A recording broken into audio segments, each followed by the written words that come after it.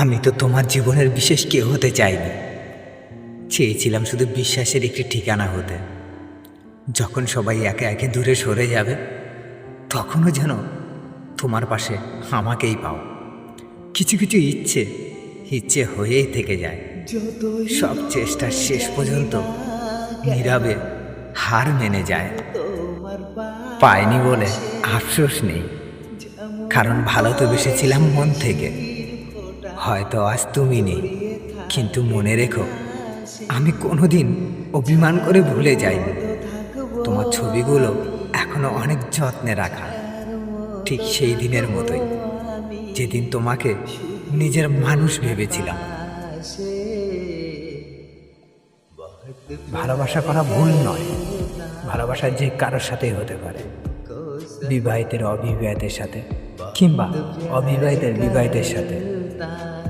কিন্তু ভালোবাসা মানে সব সময় একই সাথে থাকা, বিয়ে করা, ভবিষ্যতের পরিকল্পনা করা নয়।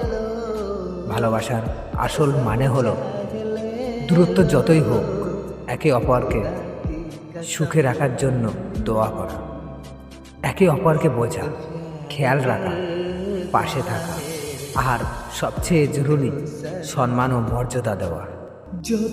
আমি আগের মতো নেই, হয়তো মানুষ হিসাবে এখনো টিকে আছি, কিন্তু মনটা অনেক আগেই বদলে গেছে। আগে মানুষকে খুব বিশ্বাস করতাম, এখন বিশ্বাস করতে ভয় লাগে। আগে অভিমান করলে কাছে টানতাম, এখন নিঃশব্দে দূরে সরে যাই। হয়তো আমি ক্লান্ত, ভালোবাসার টান, মায়া, অভিমান সব কিছু দেখতে দেখতে এখন নিজেকেই অচেনা লাগে। আমি এখন আর কারোর হয়ে উঠতে চাই না, শুধু নিজের ভেতরে একটু শান্তি খুঁজি।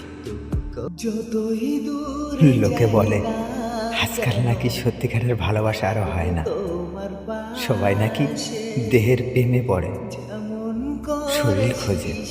কিন্তু বিশ্বাস করো, আমি কোনোদিন তোমাকে সেভাবে দেখিনি।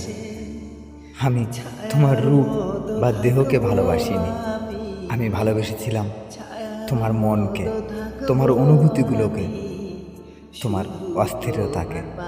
তাহলে আজও কেন তোমার জন্য এত কষ্ট হয়? কেন তোমার অনুপস্থিতিতে বুকের ভিতরে একটা হাহাকার জায়গা? হয়তো এই কারণেই ভালোবাসাটা ছিল সত্যি। আর সত্যিকারের ভালোবাসা মানুষকে ছেড়ে গেলেও তার স্মৃতিগুলো কখনো পুরোপুরিভাবে ছেড়ে যায় না।